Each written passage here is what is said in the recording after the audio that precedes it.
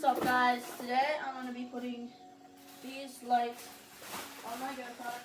This one's going to go right here as like a light thing coming down. And then I have two of these smaller ones right here that go right here and right here. And then I'm also going to be putting these brake lights on the back that have some kind of light where it's always on, but when you hit the brake it gets brighter.